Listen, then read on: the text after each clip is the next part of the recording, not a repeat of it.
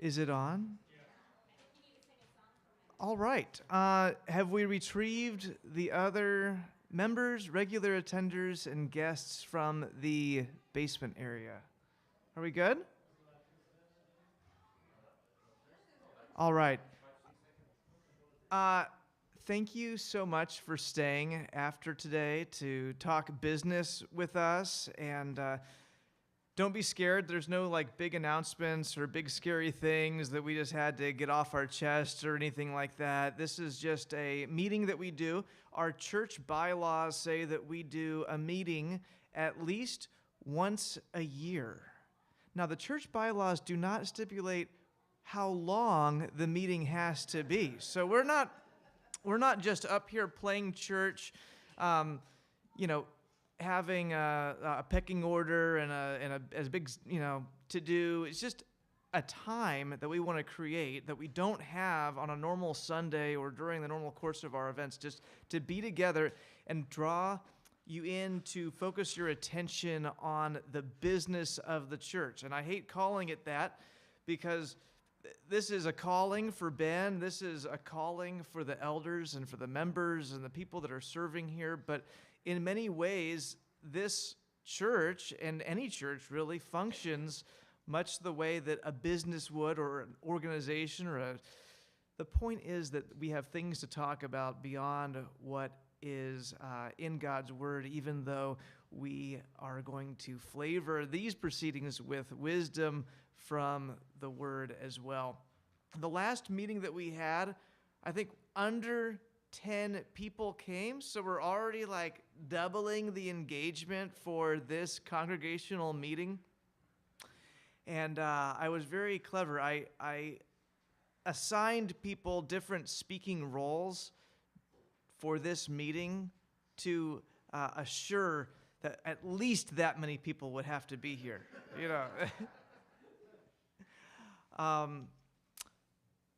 What we are doing here is a very countercultural thing. Most people in America are no longer churched, and it's very special what we have here. I read that 80% of church plants do not make it to their 5th year, and we are just about to finish up 3 years. It depends how you define it. I call the beginning of the Rock Church when we had our first meeting over at New Covenant Presbyterian. That was the first Sunday in January 2021.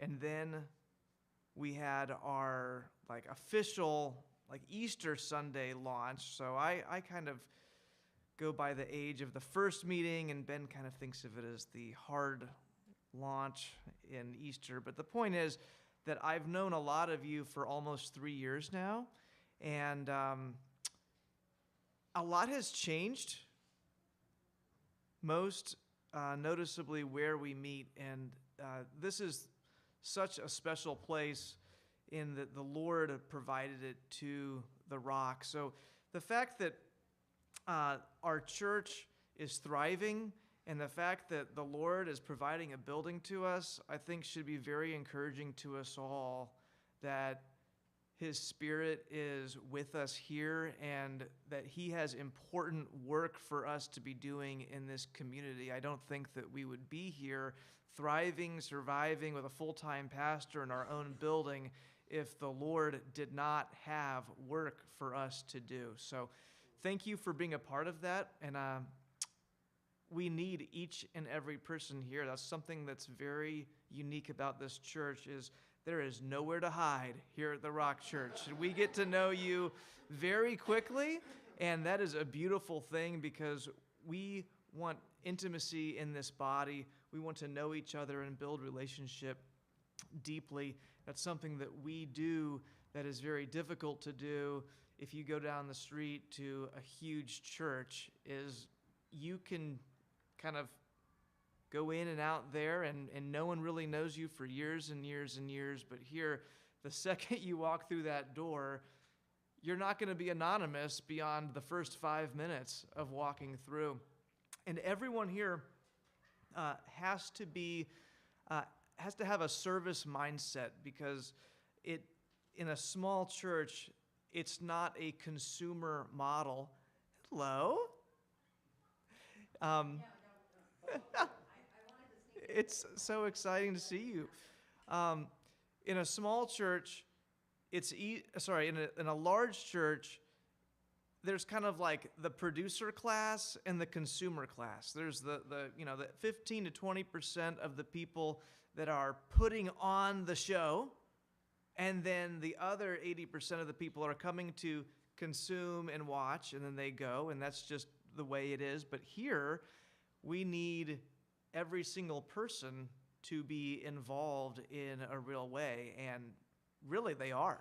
I'm not saying this as an indictment on anyone. I think that it's actually a kudos to everyone here that we are participating, and it's a place that you can come and you're known and you're needed, and you're not going to get that at a large church. It's something that's special about what we have here at The Rock. And with the service piece, we used to have little conversations in our elders meeting of, is it appropriate for people to serve if they're not a member? And that actually adjusted itself and kind of recalibrated over the recent meetings, where now we're asking, is it appropriate for people to become members if they're not serving? And we do have 32 members now, and almost all of them are serving regularly. And part of this meeting is to have the different functions and the different ministries that we do present, and then for you guys to ask questions. This is a microphone, and this is your microphone. So you're going to be talking just as much as people up here are talking about the different areas of ministry that we're seeking to faithfully execute here at The Rock. And we want to keep it simple, because it's not about just having, events and ministries and checking boxes to make sure that we have what other people have. It's not a laundry list of things that we need. It's responding to needs. It's responding to what our people need in terms of discipleship, training, teaching, and serving opportunities. So that's why I'm glad that there's actually people here, because we need feedback and we need your opinions and your wisdom as well. That's why there's 2 microphones. So let's get started with Pastor Ben. And I'm going to have this available. So Ben will say, I told each person to come up here 5 minutes minimum, 10 minutes maximum, and then they'll answer questions that are appropriate to their area. Is that okay? What was your topic? It'll be on the screen. Good. Yeah. Thanks, guys, for hanging out for a few more minutes here at church. So we're looking at the mission, the vision, and legal. Yeah. So we always want to understand, why we exist. Duncan alluded to that. The strengths of being a small church and being able to function where everyone's active and serving, and everybody knows everybody, and it's just a very healthy model that we want to continue in that way. So as we are looking to reach people, that's where that know God piece is. We want to continue to have an outreach focus where we define what it means to know God, and we share the gospel with people. We have events, the family days and the different things throughout the year where we can invite people, and certainly for Christmas, we'll have invite cards as well. We want to be an inviting, welcoming culture where new people are coming in and saying, you know what, we are feeling loved here. I do feel welcome. And guess what? That happens all the time. I've never had anybody say, you know what, those Rock people are just grumpy. They're grumpy, they're grouchy, they're just stoics. I mean, they're terrible. No, everybody that gives the feedback, and I do that with new people that come, I just send them an email, say, how did it go for you? And they'll always say, very welcoming. Everyone was there greeting me, and so there's a lot. You guys are doing a great job in that way as we continue to grow, because we want to, there's a piece of it growing numerically, but at the same time, we want to grow and each spiritually have that depth. And that's why we brought that one-on-one discipleship piece in, so that people have opportunity to younger believers to older believers. So we want to continue to foster that. It's a challenging thing because our culture is like, just give me the quick 15-second video for how to disciple, and I'll just plug it in and move on. And when we're saying, hey, here's a book that takes 12 weeks to do. You meet once a week for a couple hours.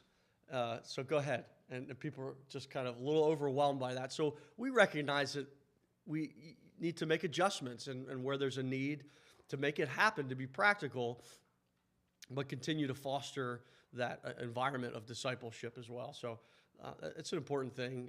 Mission, helping people to follow Jesus. So we want new people coming that aren't Christians. That's really important to me. I don't want people to come that are just from another church and are, I don't know, disgruntled, whatever the reason. I mean, it's good if someone's stopped going to church and we want to welcome them in and say, hey, I haven't been to church in a while. I'm a Christian. Yes, that's good. Come. But we don't want people to just be transferring, taking other Christians from other churches that are good churches. So that's never our intent there. But so it's a growing as we reach out, bring new people in, and then we want to grow as well, discipleship environment and continued outreach. So that's where we're headed. I'm looking at 2024. I mentioned that last week or the week before, the year of the local missionary. So we're going to have a Paul Calley come, who's a missionary in Kenya, trains pastors, and we're going to have a small little conference, nothing crazy, real simple, but just some training on practical tips as a local missionary for you all to be able to feel equipped and not intimidated, like, oh, I have to just preach the gospel to people, whoever I see, and here's my numbers. I didn't get my numbers in. I got to get this many people that I shared the gospel with this week, and this kind of pressure mentality where it's just like, can we do it where there's a relational component where it's like you're a missionary, you live on your block where God's got you, you have neighbors that you can engage with, you can have them over. Imagine that.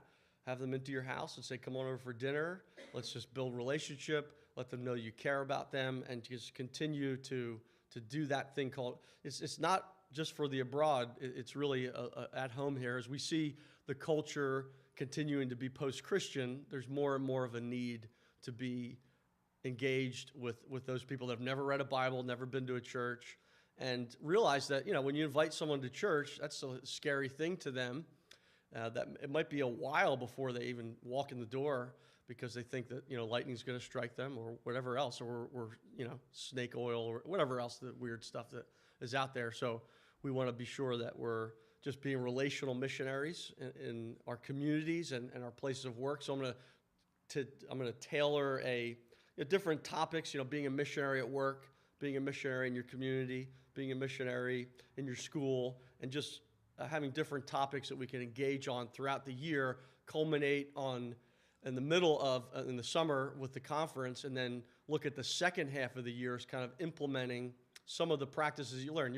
Most of you are doing that already, but I thought it's just helpful as we look to engage more people that are lost, more people that are far from God and have no idea who God is and never heard of, really don't know the biblical Jesus. So it's just an interesting thing there. So that's what we're looking at for 24. And then the legal update, as I've shared, I try to keep you guys aware of what's happening with the building and the subdivision. The reason that we do that, just for anybody that's new, so we were given the building, and then the agreement was the parsonage, which is right behind us, would go to the pastor of Calvary Bible Church. So we've been working on drawing a line. Can you imagine? Just a line at the edge of the parking lot from here to here. It creates all kinds of challenges to be able to just cut the property in half and say, all right, here, Jeff Kovac, you can have the house and the property, and we'll have the church and the building and the property. So it's just been a lot of legal fees for attorneys and engineers, both on our side as well as the township side. So they require that we put monies into an escrow account where they can just freely draw from this. I'll try to keep my calm on it. Help me, Lord. So the money's going to the account, and they will tell me, yes, we have trusted partners that are our engineers, and we have a traffic engineer, we have another engineer, and we have this other attorney, and we trust all of these different parties to do all this work to look at a plan that says draw a line from here to here.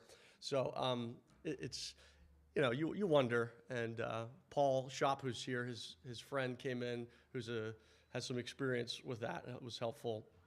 So we've just been working through that, and just been an interesting journey. It started, we removed the oil tank, and we, did the work in the basement, and then we started with the subdivision process. I think that was in April or so. So it's just been, long. And they all say, this is normal. This is what Mount Laurel does.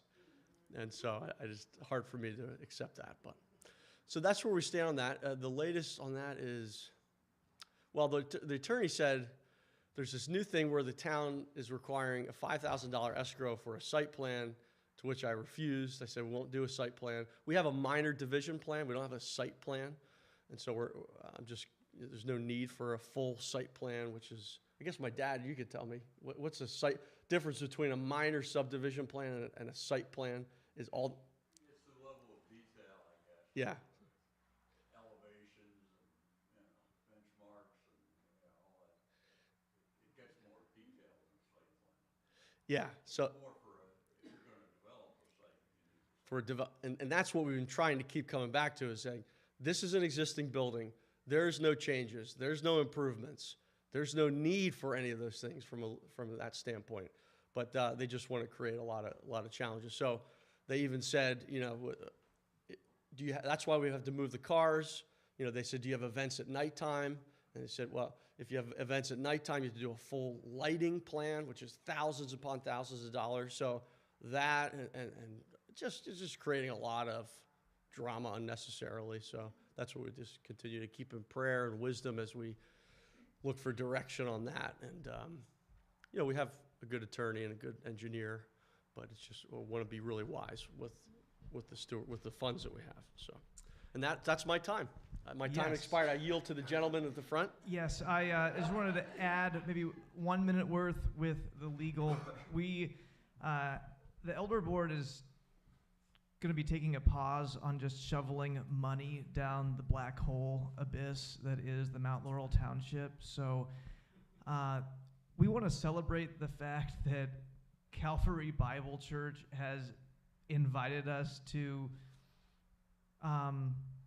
use this space, and we give all the glory to the Lord that it doesn't matter whose name is on the deed. He is providing for us every week, and we're not losing sight of that reality, that what matters is we are able to meet here freely and generously because of Calvary Bible Church and to the glory of the Lord. So it's easy to get really bogged down in the legal details and wanting it to be wrapped up, but we are also exceedingly careful and trying to be mindful of the money that we're using is provided through the conviction and generosity of our people, and we're not just going to be signing all that over to the township. So we need your prayers over that situation, because we do believe that in His timing, God will deliver the building fully to us in its legal status. And until then, how awesome that we are in no peril of losing our space to gather and to worship. Yeah, well done. Said a lot better than I did. Thank you. Well, I set my alarm 30 minutes early to practice that. Let's do 10 minutes maximum of questions and feedback for Ben as it pertains to mission, vision, and legal. So if you raise your hand, I'll bring this to you. Okay. Shall I remain up here? You will remain right there. I will remain. I always listen to Duncan. He tells me what to do. Questions about the mission, vision, and legal? Anything? And that's okay. If we don't need to... We can keep moving along. Yeah, we could keep it moving and keep the day moving. It's right behind us. The house, so if you walk out this back door, You'll see the house right next to us. Yeah. Is there a property attached to it? I mean, There- is it a double lot? There's a thin, what do you call that?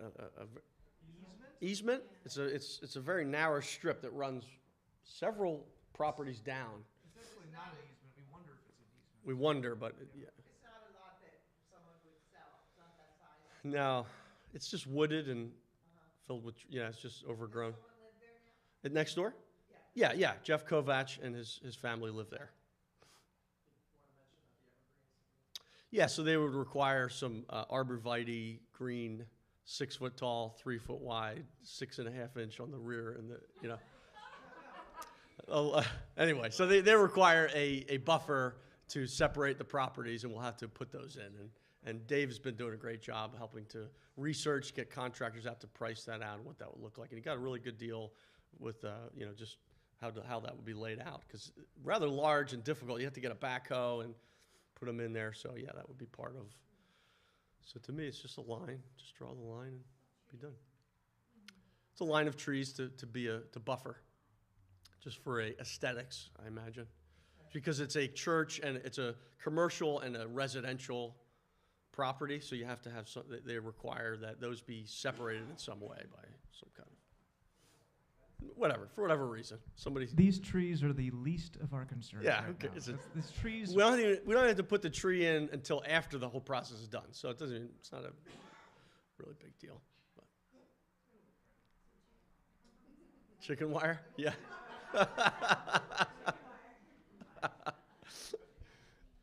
Okay, Ben's done. Good. All right.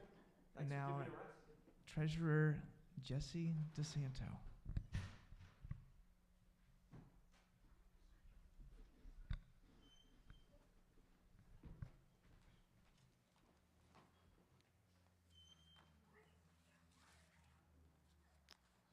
Hey, good afternoon. I'm just going to give an overview of where we stand financially and where our budget is for 2023, and then look ahead for 2024.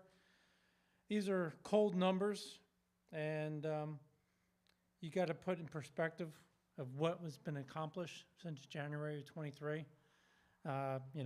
Really, we should have pictures up here with these numbers so you can actually comprehend the amount of work and accomplishments that have been done with this little amount of money that has been spent in realistic terms. So, some, it's big numbers, but I think if you put in perspective how much we've accomplished and how far we've come with this amount of money, it's pretty impressive. So I'll start off with just the basic statement of financial position. As of January 1st of 2023, we had a balance in our checking account, which is the only account we have. We don't have any investment accounts or any CDs or anything like that. So we have one checking account, which we use to contributions go in, and this is where we pay the bills. So the balance at January 1st was $23,626. I'll leave the cents out. And then we'll fast forward to when I checked last in the banking account, November 10th, which was Friday, and we stand at $19,461.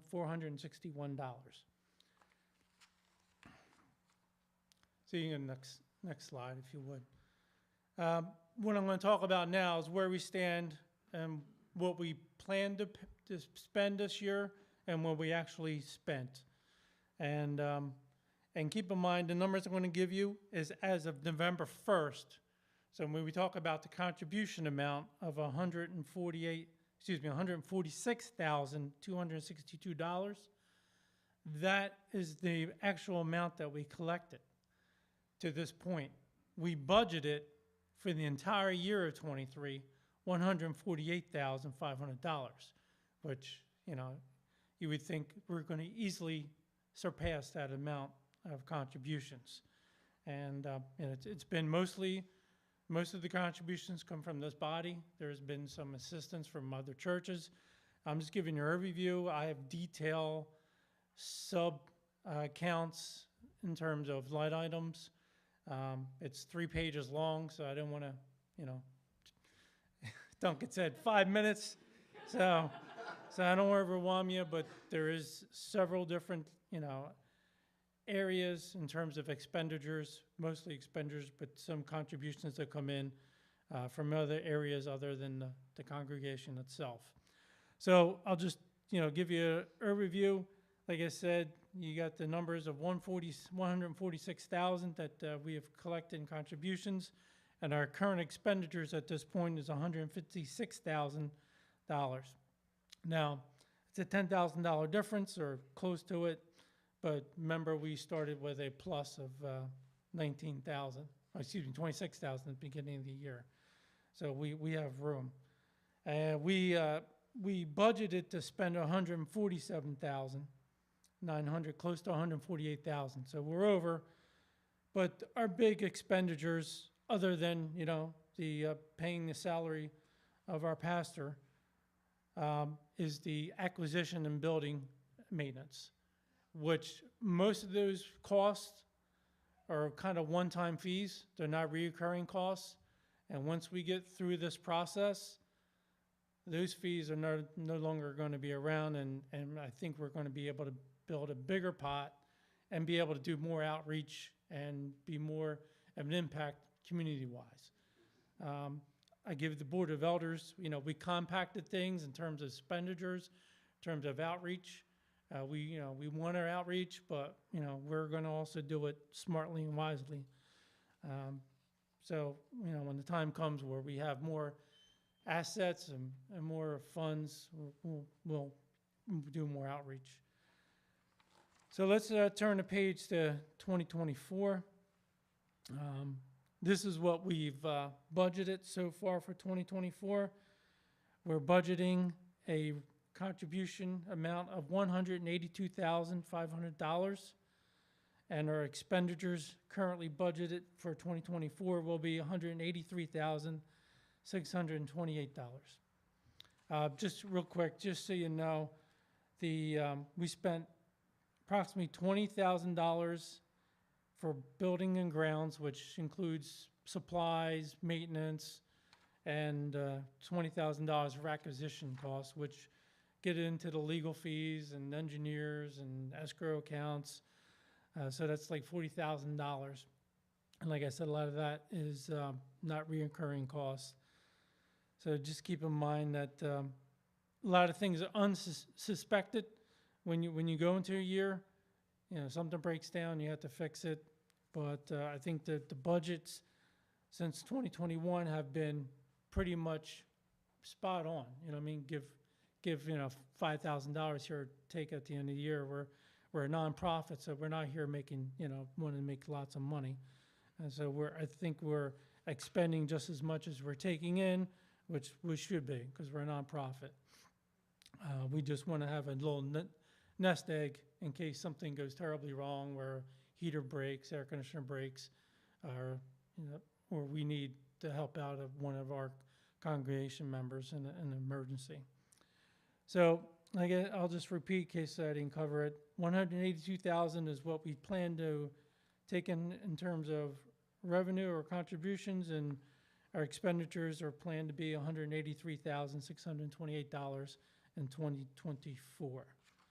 So in terms of that's as much as detail as I want to provide you, but if you have questions about further details, I got my printouts here. I can ask if you want particular information about how much we spend on office supplies, the phone, internet, utilities. I got it here in front of me. So if anyone has any questions, that's my portion of the budget. Now the Q&A, if anyone. Thank you, Jesse. The most important thing that you guys need to take away from Jesse's presentation is that someone is driving the car here. It's not just, we send some money in, got to pay some bills. Someone is watching over that, a competent person, and thank you, Jesse, for all the work that you do on it. It's a little tedious, but utterly necessary for accountability, transparency, and responsibility to you, the congregation. Does anyone have any questions for Jesse? I do add that quarterly, pretty close to quarterly, I present and provide the elders where we stand of what we've spent to that point for that quarter and up to the year. So they have a constant gauge of what we're spending money on, and they can see, you know, where we're heavy, where we're light, and so they can make the decisions based on that information. So, you know, they're not flying blind. They're totally engaged of, you know, what's coming in and what's going out. Thank you. Oh, Regina. Since we're a church plant, are we getting funding from Cornerstone, and does that end at a certain point? Yes, we do get funding. When it ends, I do not know. Ben, do you know if that ever ends or if that's limited? I don't know. I know they do it quarterly, right? There's a quarterly thing they send out. I have to double check. I don't know if it's been that frequently. Hasn't been that frequent? No, I think it might have been twice. Okay. No, I think they're an April fiscal year, so Okay. we'll probably know in the spring Mm-hmm. what their plan is. Okay. It would depend on their plan. Yeah, top of my head, I think it was like $5,000 the last contribution we received from them. I can, like I said, I can look in detail and get back to you with that, how much they gave and when they gave it. I don't think we have any like ongoing commitment from them. If No. that, No, so no. we have no ongoing commitments from them. So there's nothing really to sunset or you know an official end in sight. And also we're almost completely financially independent in that we're self-generating the contributions and tithes and offerings to run the church. So we're not really dependent on or beholden to any of these outside sources of funding. How much debt do we have, Jesse? 0. Who here can say that? And how much is our mortgage and rent? 0. Who here can say that? That's kind of Regina. So the E-Free church denomination doesn't contribute anything to us? They are done contributing to us. They have, Year 1 and 2. yeah, they did that in year 1 and 2. And so they're done. They've launched us. And Do we owe them any money because we've oh, yes, we do. Yes. We have commitments to them To stay with them for 5 years. to stay with them for 5 years. And we have January 2026 is the date. We're constantly evaluating, of course, that network denominational structure that we have over us, because they might be doing things that we don't love, but if we leave early, we have got to pay back the money that they've already given us. So in many ways, they're done giving us money, but they got their hooks in us slightly in other ways, because we're on the hook to give that back, and we've looked at all the legal language on it, and it's pretty tight. What organization is the church attached to? The Evangelical Free Church of America, and you're free to look or research all that entails. It's not scary, but when there's a big umbrella with a lot of different churches under it, the great part about that is we are free to do what we want here in terms of secondary and tertiary doctrines. We have freedom, but there's a lot of kind of infighting in that denomination between kind of some more conservative and then more liberal factions, and there's just a power struggle there. And we've seen as a board a need for the future to make our doctrinal positions make sense. Is we need to probably be finding a not necessarily a denomination, but a network or some sort of an association of churches that is not quite as free as the evangelical free, so that we have more unity in our beliefs with the people that we're accountable to and are providing accountability to us. because we don't want to be an independent church. We think that there's danger there, but as the last couple of years have gone on, we've been continually reevaluating and taking the temperature of EFCA, and anyway, there's some vagaries there, but the point is that we see a need to be part of a network or an association or denomination, so we're not independent, and we're constantly looking at EFCA, but they do have some leverage over us until January of 2026. Another question? Yeah, Christina. Okay, so we never kind of got closure on this. So did Calvary roll over any financials, and did The Rock absorb any legal expenses? Because there was never kind of any final closure on that. So any financials under I thought was supposed to roll over to The Rock, and then I wasn't sure if The Rock then absorbed whatever leftover legal fees there were. The process, and I'm actually going to give the microphone back to Ben so that I don't have to speculate, or he doesn't have to undo what I'm saying, because he's living and breathing this stuff almost every day of the week. But the process has been ragged. It has not been as clean from any standpoint as it could be. There's some competing interests. Ben. So your question was, What's that? Who's the battery? oh no, I'm just going to go here. That way you can pass it around. So yeah, your question was any of their assets, financial assets in their bank account? My understanding that Calvary, everything was supposed to roll over.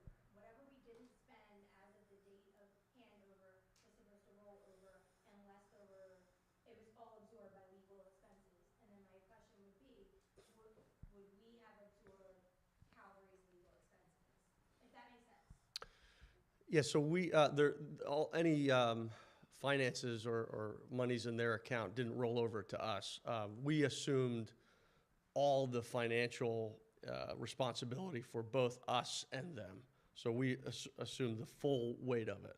So anything except for Jeff has one attorney that he's working with to help him on his end that's dealing with how the property can be given to him as a back pay income, and then some liabilities attached to that he'll have to be responsible for.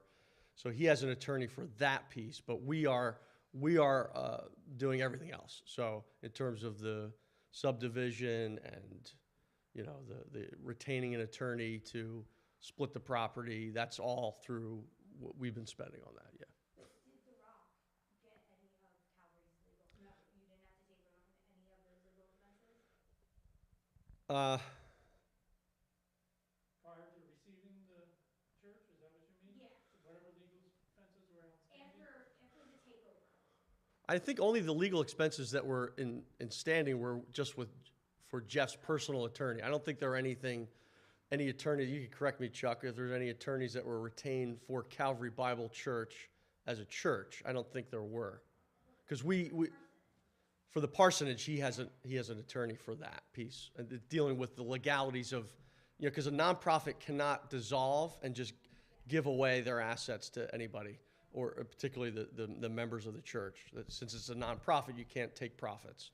So the way that he has an attorney that's handling that for how they would receive the house as some kind of back income is how I understand it. Duncan, is that a fair? I never quite understood how. That Calvary paid for all of that, though. It wasn't necessarily Jeff. Calvary. It's right. So Calvary Bible Church owns the church and the house. Calvary Bible Church exists on paper, and they own the church and the house. And we are the use and occupancy agreement we have. So we don't own, we don't lease, we don't rent. It's kind of an interesting dynamic. But Calvary Bible Church does own the full extent of everything. I know.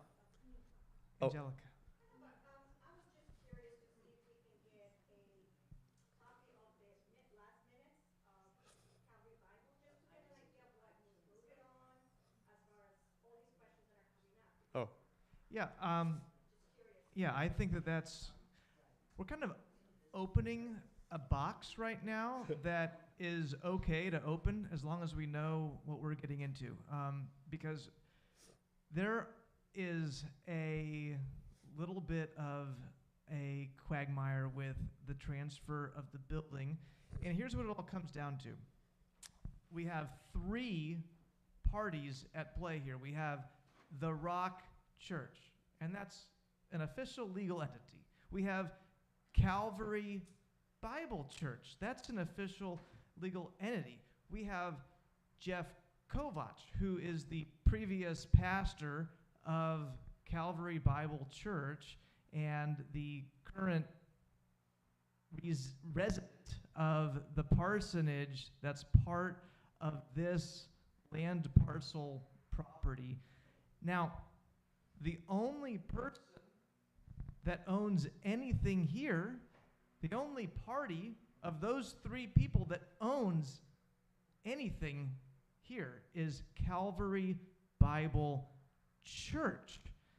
Yet, all of our interactions and negotiating have been with Pastor Jeff Kovach. And it's taken a lot of interpersonal skills and the grace of the Lord to smooth this transition over. And I don't think that we received, to kind of go back to the other question, I don't think that we've received any accounts. Like there's been no assets or liabilities brought over to our side through the process. There have been assets in a shed that have disappeared into the process. So that's a true thing. And You want to clarify that? how about you clarify it? You know more about it. All right, I'm just. Okay, let's just say it's been challenging. And to really wrap it up, if you look at this just from a legal standpoint and a worldly standpoint, the way that this gets wrapped up has to do with what Angelica just said, is we have to know, we have to kind of go back in time to figure out what Calvary Bible Church, because Calvary Bible Church is the entity that owns everything here. We have to figure out, well, what are the wishes of Calvary Bible Church going forward? So that's going to be, I didn't really want that to be what this meeting was about, but I think that it's coming out providentially that we're talking about it, because it is a sticking point to kind of getting to the next step of the process of transferring ownership of the building. And the Lord has a plan for it. We trust that, and we're trying not to get our schemes and our plans intermingled with how the Lord is going to deliver in the end. We're really trusting Him in this, but we're going to have a little powwow, I think, between Rock people and Calvary people. And I just am so thankful that Calvary Bible Church didn't disappear. Calvary Bible Church is right here worshiping with us alongside the Rock, and the assimilation has been beautiful and a good testament to the fact that it does not matter what name is on the sign. We are Christ's body, and that we love each other. All right, so that's a little bit more than I wanted to say about the building and the property, but I think it was necessary for you guys to know, just so you guys know, where's the money going? Because a lot of money has gone out, but I think that there's going to be a pause. We have an elders meeting tomorrow, and this is going to be the topic of the meeting, is pausing the process of subdivision until we can't throw any more money in the township's court until we get our own house in order, and that's going to involve Calvary and Rock people figuring out, okay, what was Calvary's intention and design and purposes independent of other parties that have interests here. So I'm trying to be delicate and gracious and charitable in the way that I present that, but it's just the reality of the situation. Regina. It sounds like my sister here knows something that she's trying to get come out, but I don't know what it is. Well, Christina, would you like the microphone? No. Okay. I mean, it's kind of, it's touchy. It's very touchy. And it's just, I don't know that there was, and Chuck could vouch for more than I actually can, but there never really was a final meeting. So I don't think that you'll get final minutes as far as I know. Well, if there was no final meeting, then Calvary Bible Church needs to have a meeting. Because you're a member of Calvary Bible Church. Well, okay. Calvary Bible Church has, we have a constitution and bylaws, so does Calvary. And Calvary still has some members, and those are the people that decide. Those are the people that are going to choose what happens to this property. And yeah, that's what we got to say about it. All right, well, come see us afterwards, and we'll talk more. Let's keep the meeting rolling to Jen Croce.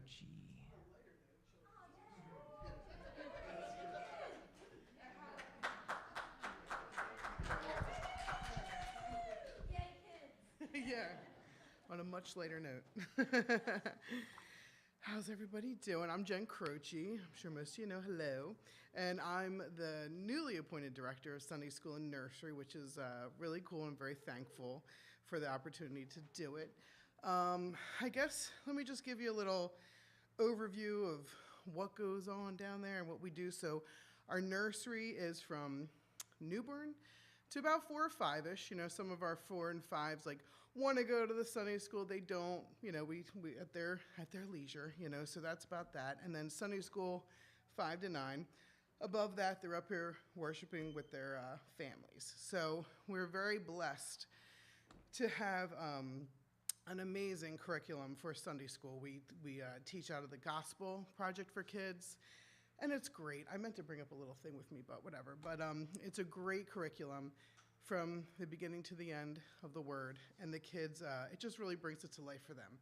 And there are DVDs that go along with the Sunday school lessons. So again, the kids just really get to see these stories that they're told and read in the Bible come to life. And it's really fun for them. And it's fun to see them get excited and, questions and things that come along after that. Really helps them to remember things because the way we teach it, we read it to them, talk about it.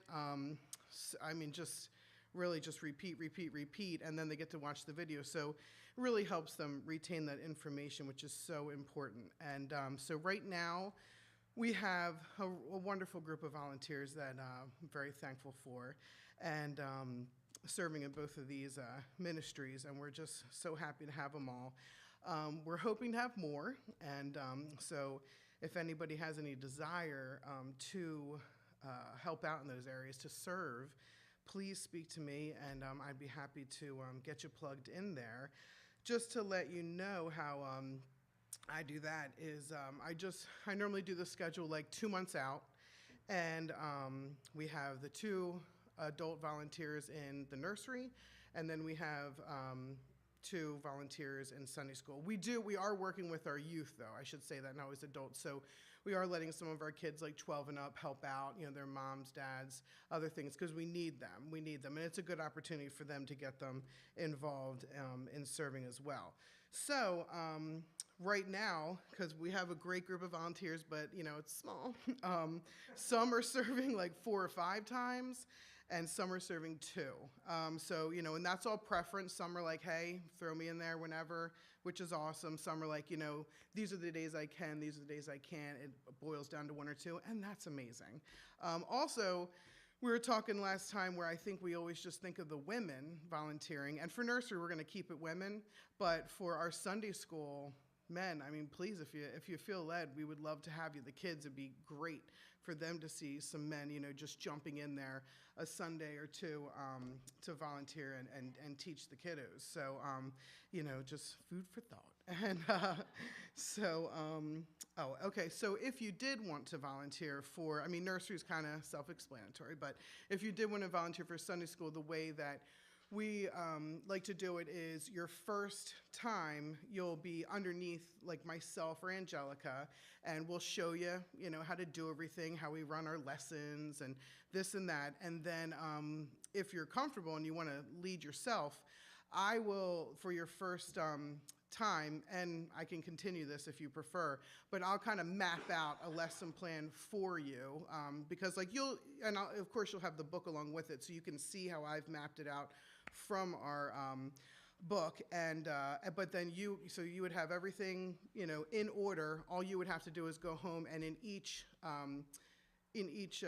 lesson that we do in the beginning, there's a leader devotional, and it's very small, 5-10 minutes. So that would just be your job. Get to know what you're teaching about, think about it, pray about it, and then everything else is mapped out for you. You'd be more than welcome to change things if you want to do a different craft, but this just kind of gives you that freedom, like, I don't have to devote 3 hours this week to planning this lesson, like I can just go serve, and grab this, and I can just go serve and have a good time.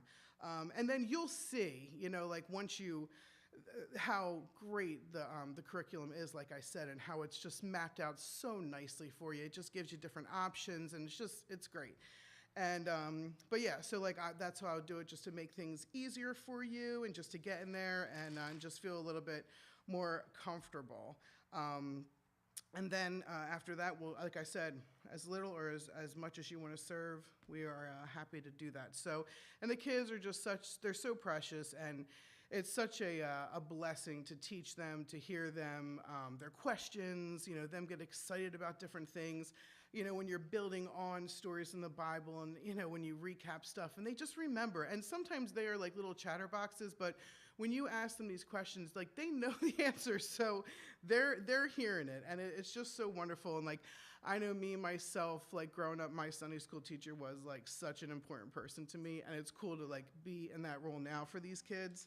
And I think it's just something nice for, all of us to do and be able to serve the Lord. We all have busy lives and different things going on, and but it's been such a blessing to me, and I'm so glad that I got over my nerves in the beginning and did it, and now here I am, and I'm just super glad that I did it. So.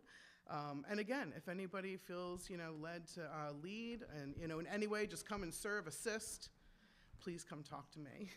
Thank you so much, Jen. Yes. When I called Jen to ask her to be the children's ministry person, I had to use lots of, very like cautious language, like, "Hey, I just don't want this to be." She goes, "I'll do it." Yes. Like her enthusiasm is an inspiration to me. And I just wanted to thank you for taking that on. And you need good people, because if our children's ministry needs 14 volunteers and we only have 6 volunteers and we're working them to death, we're pretty soon going to have 0 volunteers. So let's let's make it a sustainable thing. I'm teaching Sunday school on December 10th, even though I'm a man. So, for you guys, think about teaching, and I promise you that Jen will hold your hand and make it figuratively. Absolutely. Make it easy for you to serve. She's going to do that for me on December 10th, and she's going to hand me something to just help me out, and I'll look at it, 2 nights before, and I'll ask her some questions to fill in the gaps, and there's no stress over it, because we have a curriculum, and we have Jen leading it. So I don't want you guys to think that oh my gosh, I have to like buy felt from Joann Fabrics and, it's not like that. So please serve. We have all the felt. Anyway, Yeah. thank you so much. Oh, Any you're questions welcome. for Jen before she leaves the stage? Any questions? No?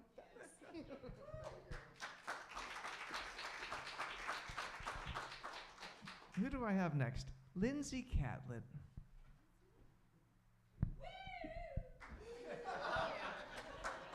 Thank you. Obviously Okay. a plant.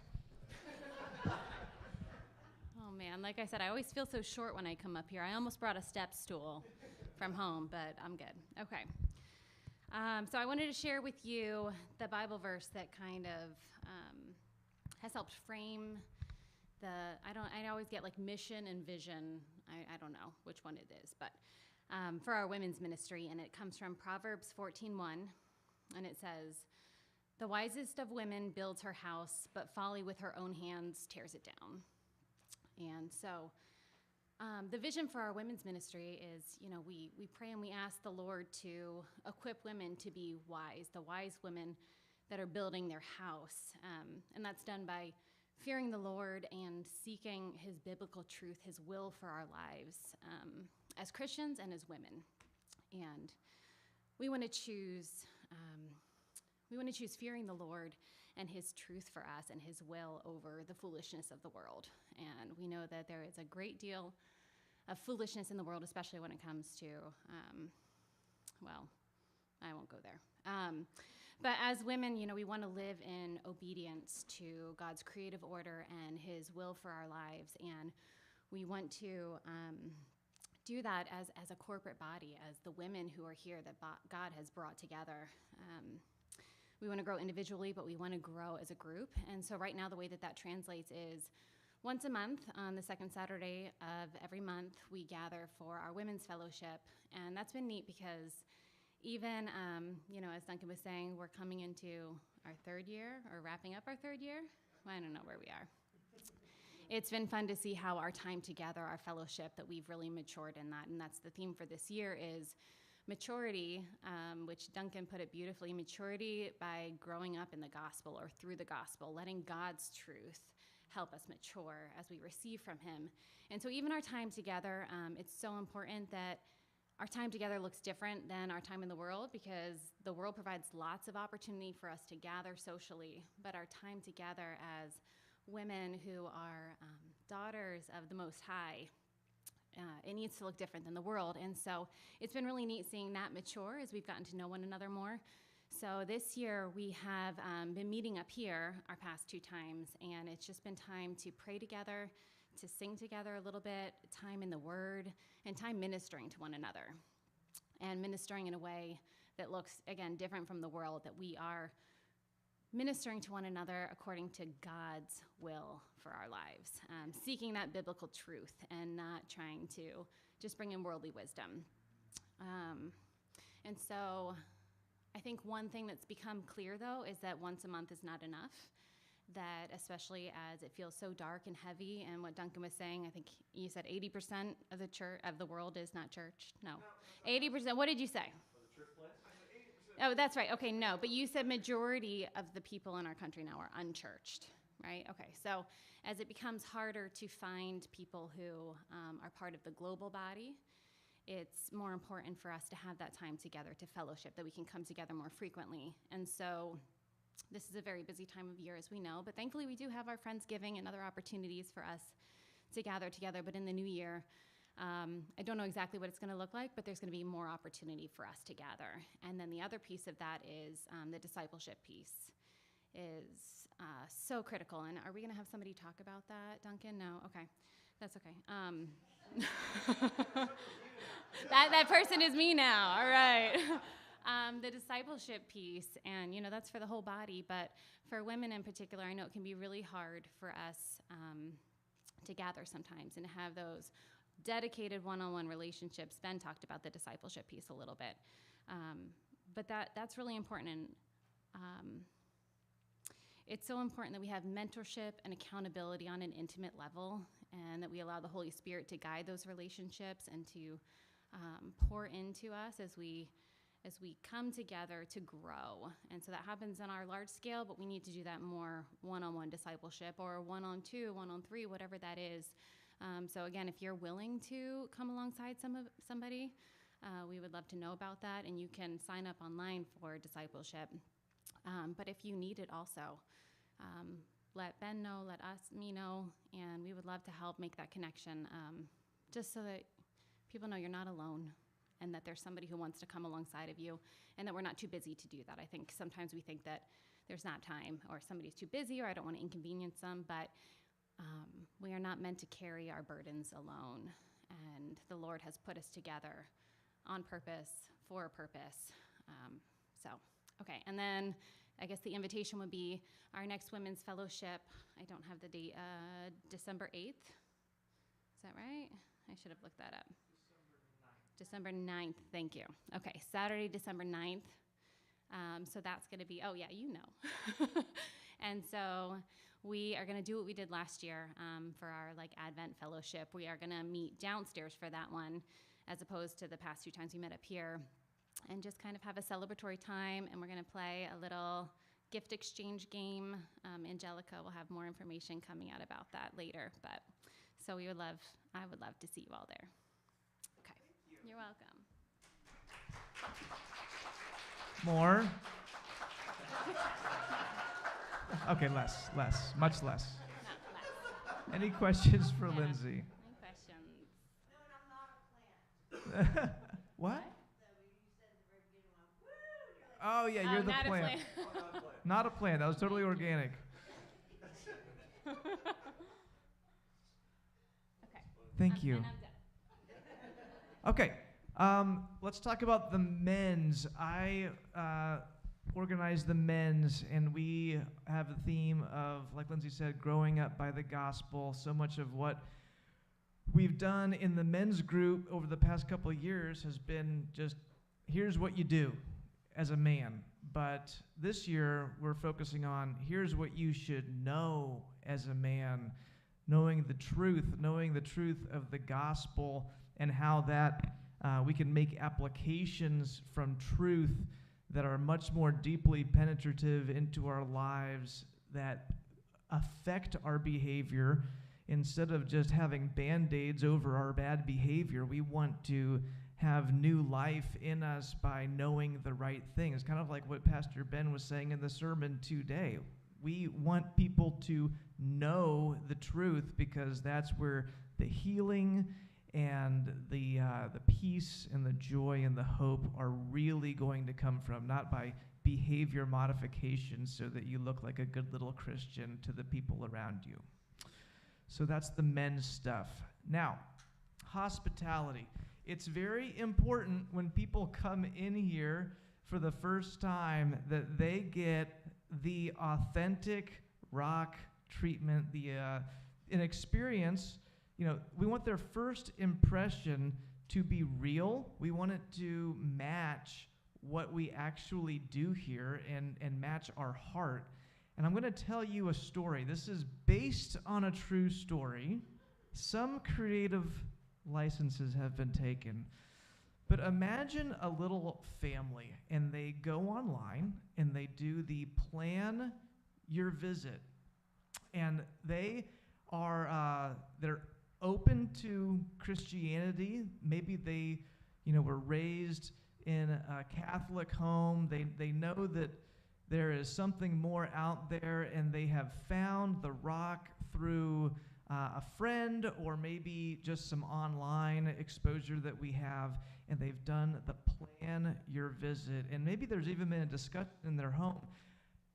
Do we really want to get involved in a church? Churches can be weird. Churches, we don't really know what we're getting out of church these days, but they come.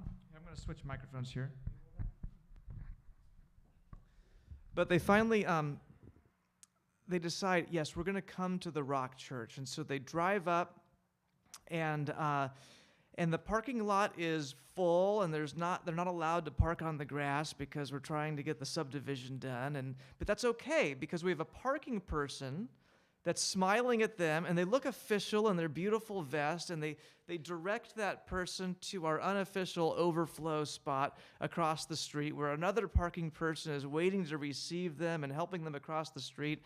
And so they come across the street, and they're like, okay, the parking's a little full. I hope that everything is going a little better inside. And they come inside, and guess what? There's someone outside holding a sign that looks like a regular attendee of this church, and they're smiling, and they're just giving this little family the warm fuzzy that someone was expecting them.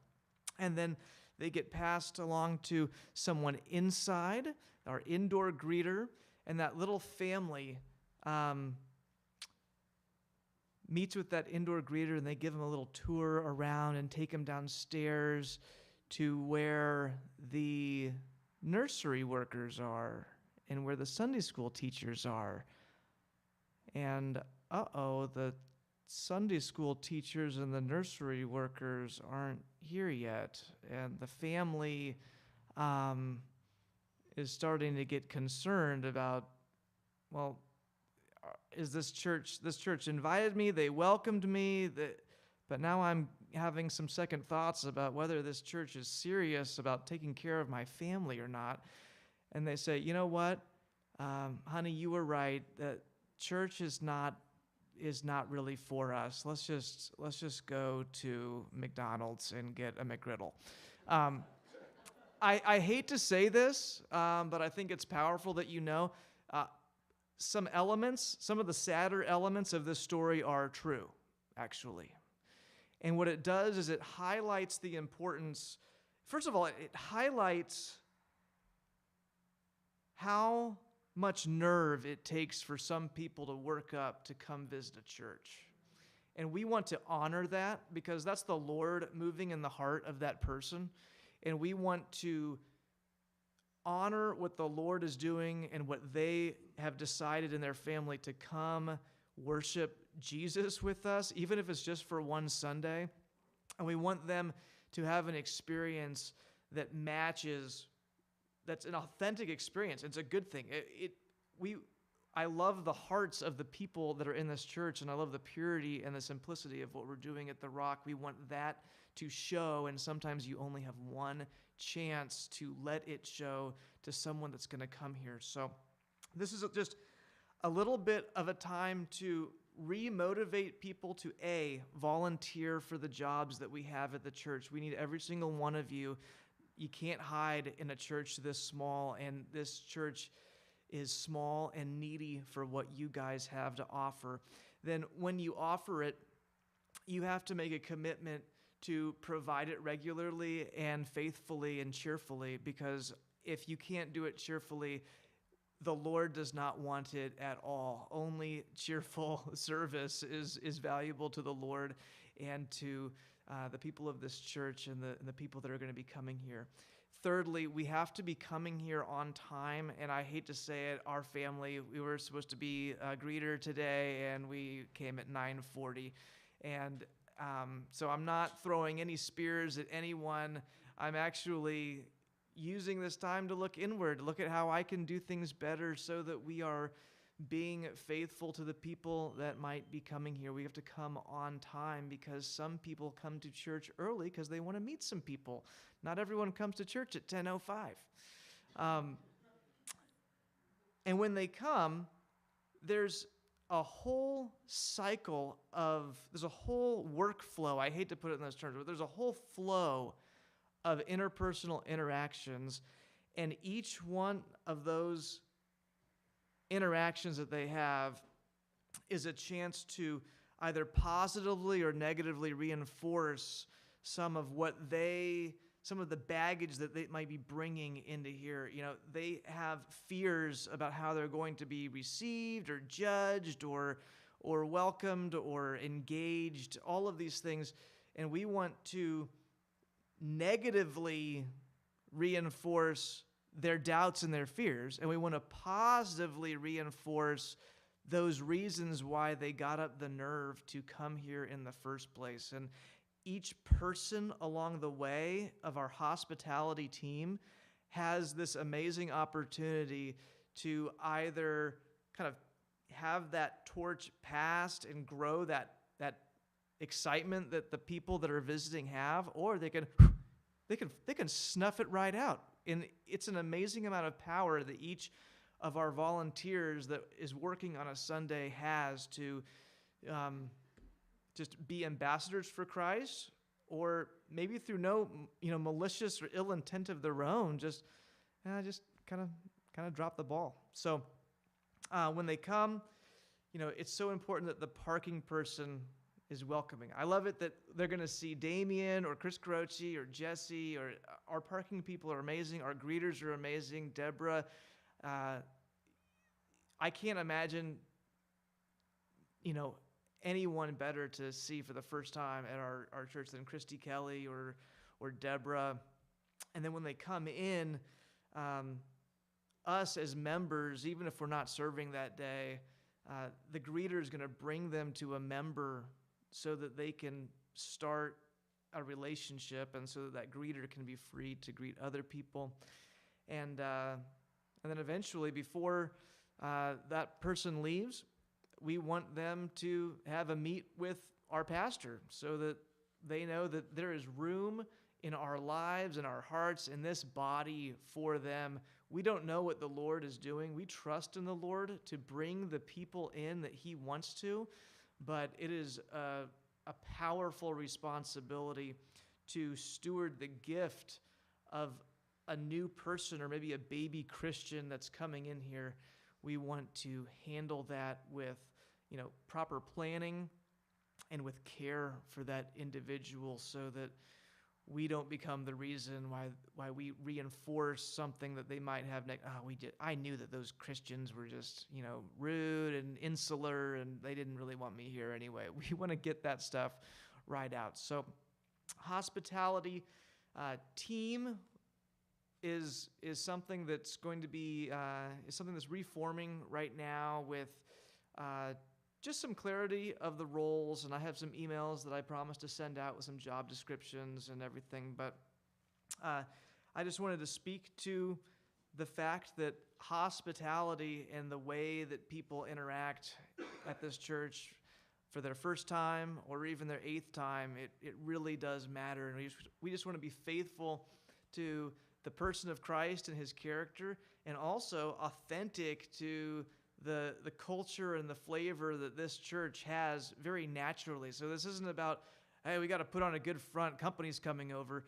We just want to show the authentic character of the culture of the Rock to the people that come.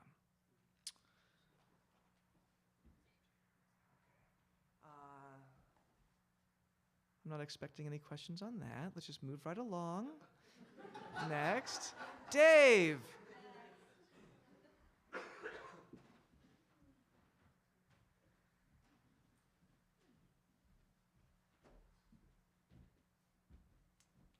Hi, everybody. I wanted to talk about building and grounds, which, whether you're a church, you're a business, you're a home, you have to deal with that.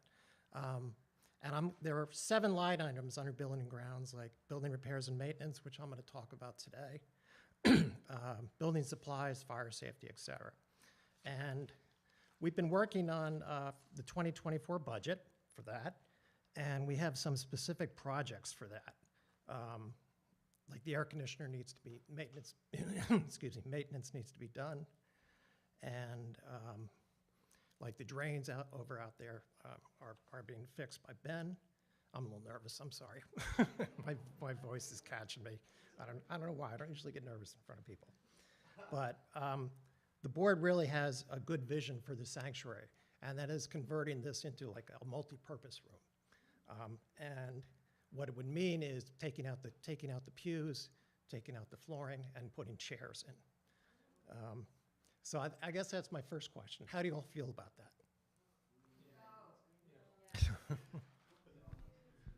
Who said no? Well, I think the reason behind it is we have some members that have mobility issues, and going downstairs is not as feasible.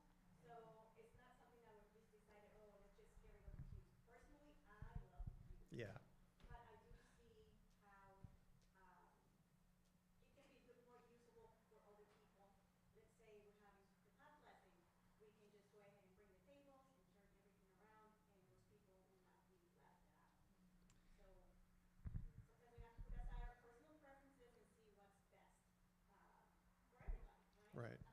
Right, a lot of people. Right, a lot of people have expressed, or some people, that it's difficult for some people to get downstairs, you know, particularly as we age. So this would surely make it a multi-purpose room, you know, that the chairs could be taken out or put up, you know, as we need to, like Angelica said. Yeah.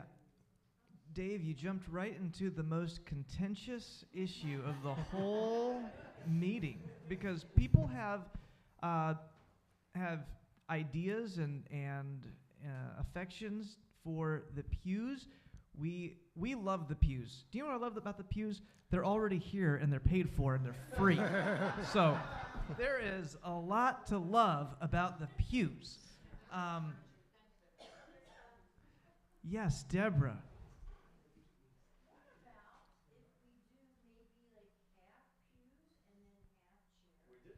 We have talked about that. We love the idea of having pews, a little hybrid model, and so that we can use half the room.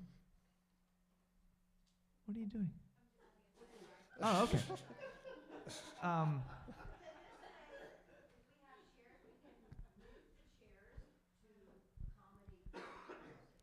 Well, remember New Covenant, how great it was? Like, that's probably the only thing that I miss about New Covenant is the ability to stack up all the chairs and then to turn that space into kind of a fellowship hall, dining space, whatever we need it to be. And we want to bring some of that utility back to our functions. But we love the pews, and a lot of the pews have plaques on them, right? The plaques stay. The plaques will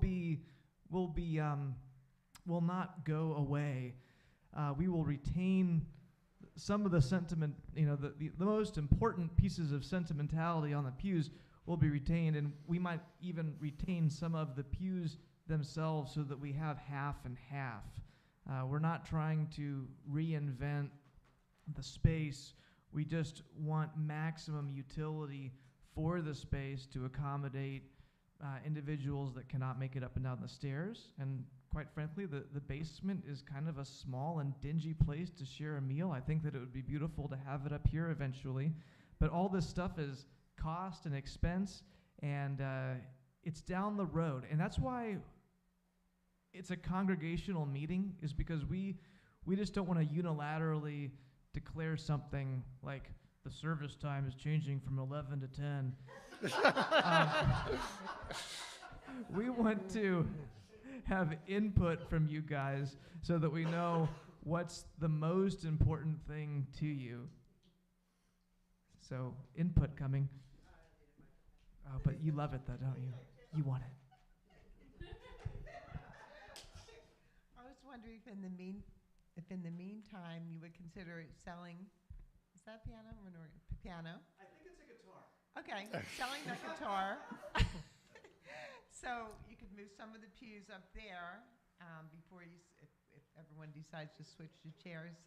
So you can free up some space in the back because you're kind of locked in back there. And if you could, since no one's using it, it seems logical that someone else could be blessed with it, and also you can make some income, perhaps. Yeah, what a great idea. Thank you so much. Thank you so much. And we had it appraised, by the way. For what? You had the piano appraised? I did. Oh, And what was it? Remember you guys shot it down and said we don't want to sell it. Oh. all right. Well, We'll talk. meeting tomorrow. Someone else could use it. That'd be a great idea. Yeah, but that's a great piano, maybe. It's a great piano. It's not just a great piano, it's a grand piano.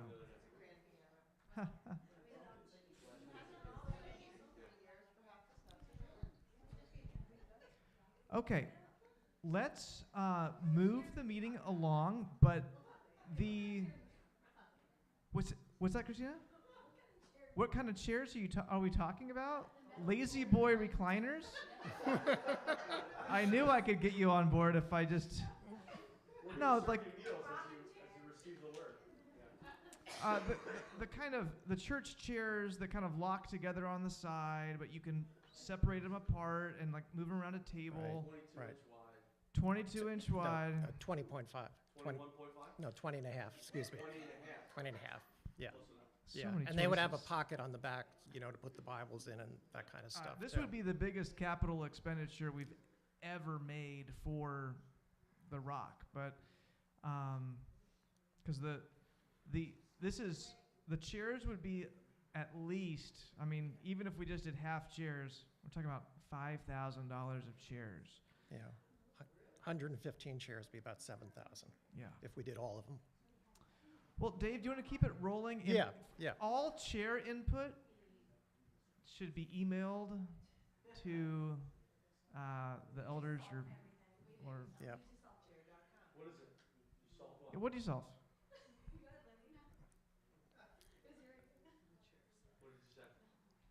say? Okay. So, Dave, keep going. Yeah, so aside from the chairs, we would need to get a dumpster then and take all the pews out, you know, that Don't way. do not say that. Oh my Okay. gosh. Oh, sorry. I had just calmed them down. Oh, okay. The pews would be Historical- rehomed. okay. I promise. Ah. Okay. Casters. So what if you click them in? Put them on wheels? I love that. You know what? On wheels? I have all. It's so cheap. I'm not. It's so cheap. No, I love this idea. I really do. I had this. I also was thinking about that. We'd have to test the stability of a castered pew. I don't want a row of 6 people. All of a sudden, Ben's talking, and then this. So. Oh yeah, slayed by the Spirit, the whole pew. All right. Nothing. There will be no rash decisions with the pews, and I promise that. Yeah, we will be soliciting more input for the pews before deciding anything. So along with that, we were looking at new flooring also for changing the carpet out in the foyer to like LVP flooring. And there's 3 different options for the flooring in here.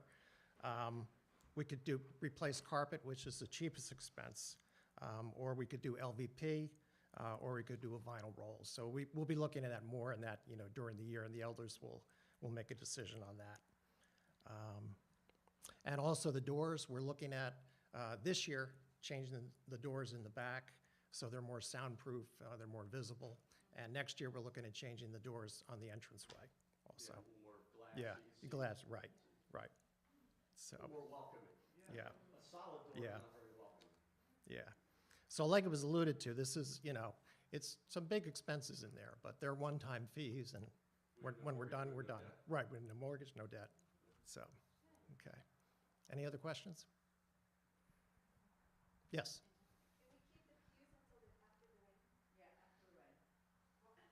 Oh, yeah, there's no final decision on this, by the way. This is still a discussion. We just opened it up, because it's a big discussion.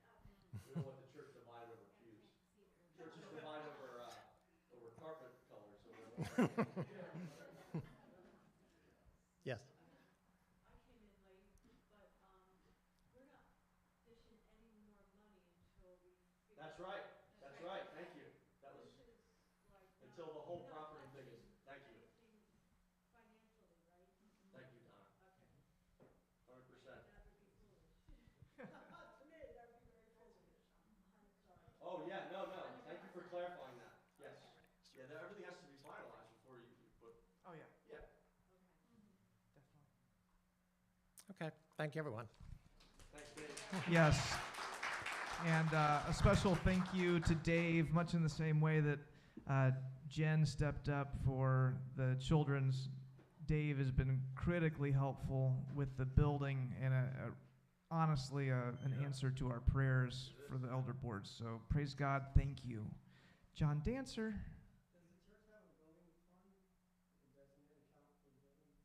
It's Donna can answer that. We do. She's our financial secretary.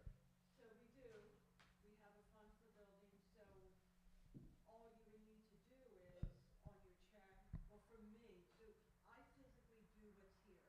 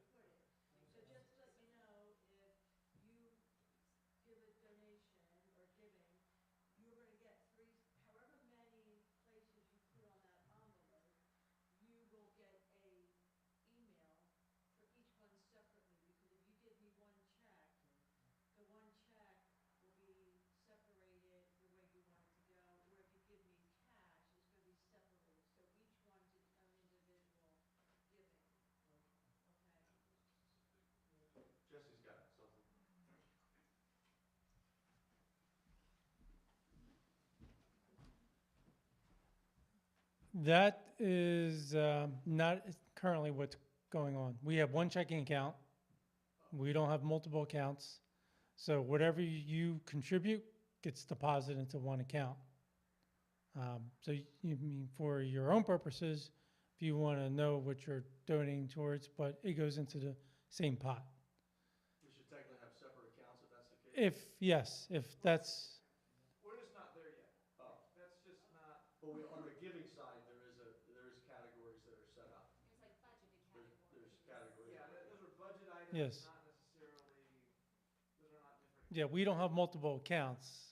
We would have to develop multiple accounts, and then go from there. And then, that's more intricate in terms of tracking what money's there. I mean, it's a good idea to have a separate account for capital and make that like a savings account rather than a checking account. But to go into hospitality and everything, that's kind of, for a small church like this, I think that might be onerous, and I'm kind of being, selfish this way because I'm the one who's going to have to track every single account we develop. I'm the one who's got to track that account and where the money's coming from. And and then the financial secretary is going to have to make several deposits.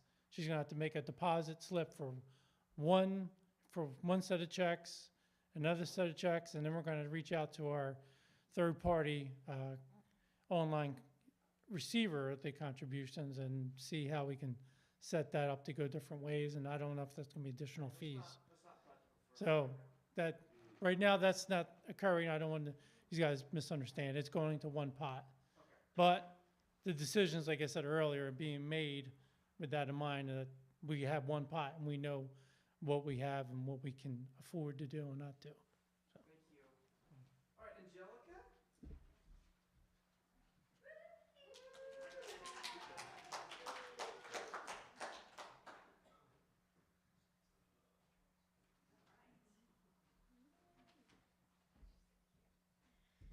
So just to clarify, when we make purchases and we send the invoice, like the receipts, and we put, children's ministry or hospitality, or how is that being?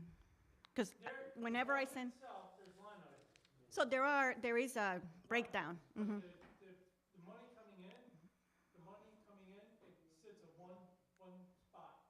So when I pay the bills from one account. Right. So Okay. credit cards, I pay the credit card bill, then I have to go back and go look at the credit card statement and then enter every single transaction, Mhm. how it relates to the line item. So, but it is helpful that we continue to do that, like letting you know, put this under for budgeting. There's two different ends, right? Okay. Okay. Donna handles the money coming in, I Mhm. handle the money coming out. Okay. The money coming out is drawn from one pot, Mhm. and I need receipts to direct, so we look at the end of the year, how much we spent in each category. So it's still helpful, and people will be able to know, okay, Yeah, but this I'm saying money was put aside for. When you make a check out for the hospitality, it's just going into one pot. Mhm. And, we know what your intentions are, but. Right. It's more for us to keep track of, like, this was spent in this category, under this category. Okay. My end, yeah. Okay, good. All right, well, I'm so thankful for Jen because I was handling both, and now I get to just put all my attention on the youth group. So thank you, Jen, for saying yes. All right, so as you know, we have replaced our Sunday school for 10 and up. They're here. And our main goal is to have these. No, we decided to keep it at 10. It's just a clean break as a number. Obviously, if we have somebody that may be a little fidgety and want to go downstairs 10, totally fine. We're not going to be like, okay, you're 10, you need to be up. We're going to be flexible. Likewise, if you have a child that's 8 or 9 and they just want to stay up here with you, totally fine. Now, we want to make sure that they're part of family worship because our desire is to see that families worship together. If you have a child that's 10 or up, make sure you sit with them during service. I know that they would like to sit with their friends. I used to do that, but we strongly believe that this is time for family to sit together and to be together. You're modeling what it's like to be in service, right? So when they grow up, they don't feel that disconnect. They're like, oh, I know this person. I know Mrs. Honeyford. I know Mrs. Whoever, right? Or Mr. Hogan. And they feel like they're part of this group or this fellowship, this church body. Our youth group meets twice a month on Fridays from 6:30 to 8. And we have several opportunities for the youth to fellowship outside of church. We're trying to build that community. So just to give you an example, in the summer we went to the swim club, and the kids really enjoyed that. We went roller skating, and we had a family to host a pool party at their house. And the kids loved that opportunity to just form those connections, especially when we don't have Sunday school downstairs anymore for them. Now, our goal with this group is to have them build deeper relationships starting at this young age, and we want them to be involved in each other's life, not just on Sunday mornings. So we foster activities where they will get together outside of church. For example, we went to Brandon's game last Friday, and we wanted to make sure that they feel part of, like, I want to be part of this family and not just see you on a Sunday for 2 hours.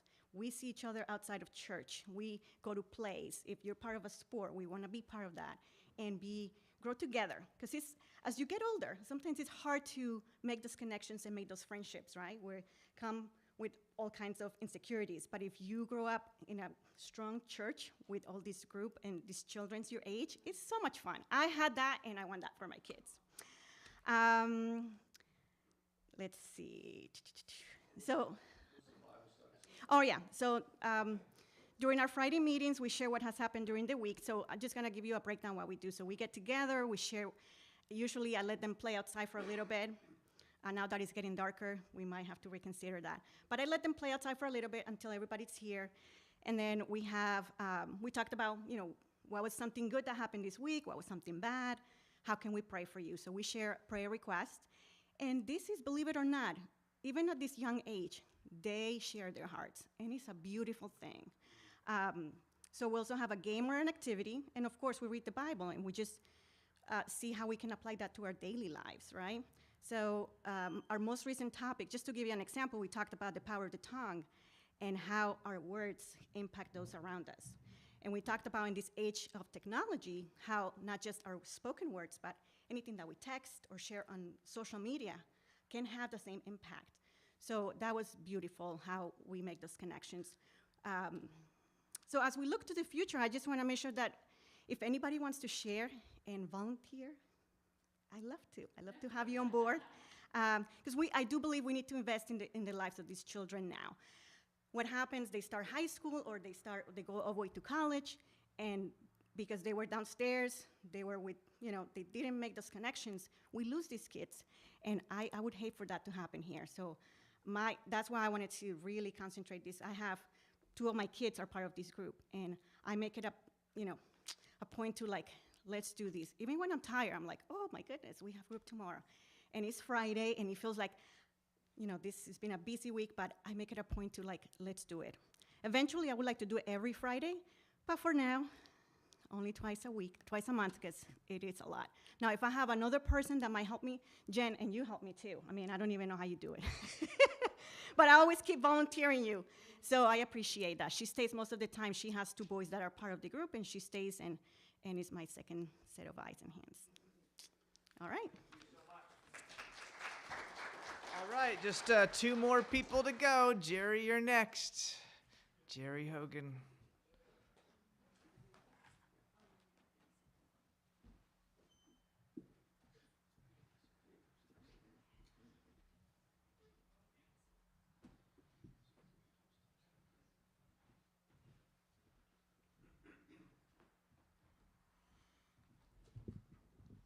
All right, music and small groups. Our vision for music is to have people sing.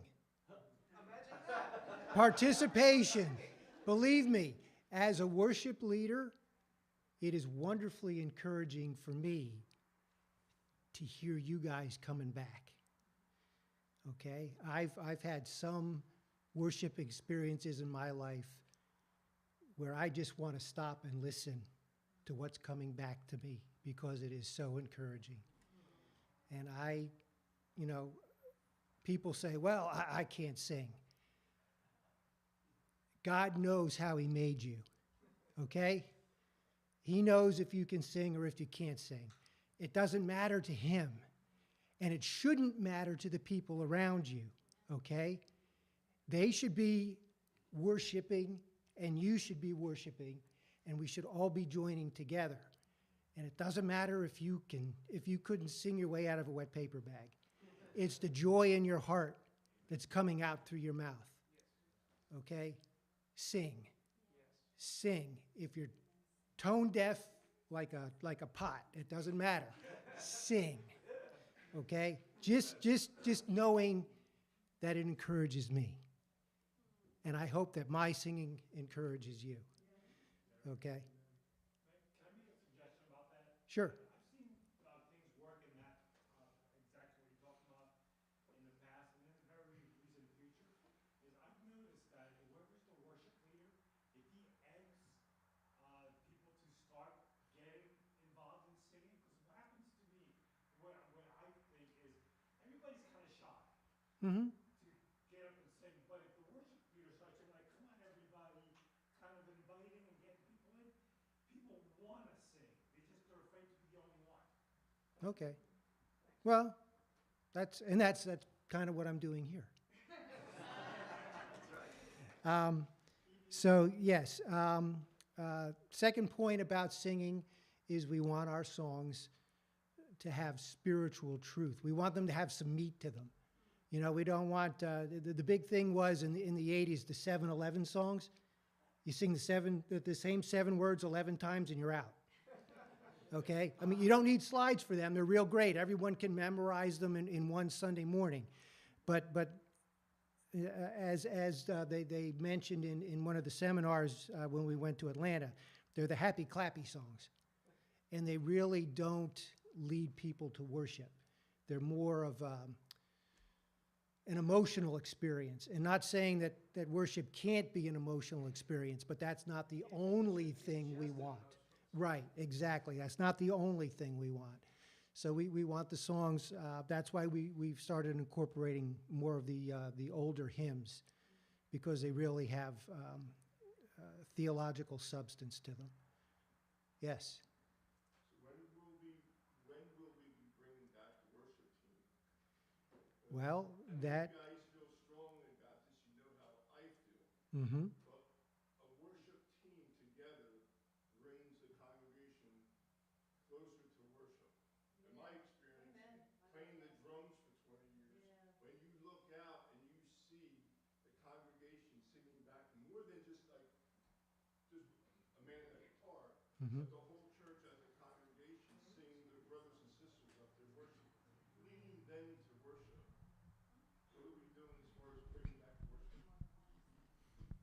I'm not going to answer that question. I'm just going to stand next to you while you answer it. Are you my emotional support, are you? Yeah, it's not fair to just put you up here and catch the artillery from the audience. So I want to be up here with you. Okay, our vision right now is to stay the way things are. I can't speak for the future. Who knows how God moves? He moves in mysterious ways. My question is why? Okay. Why? I've never seen a church with just one person and a guitar. Well, some people have one person without a guitar. So I was going to there are say, many- I worshipped in the Church of Christ. That might be some people, that's not us. We're talking about us right now. Well, Don, what do you have to say? When I first came in, because I've, and it doesn't matter how long anybody walks with the Lord, but you just kind of experience different churches. And I've been with the Lord for many years. And the big bands and music and all that, it's nice.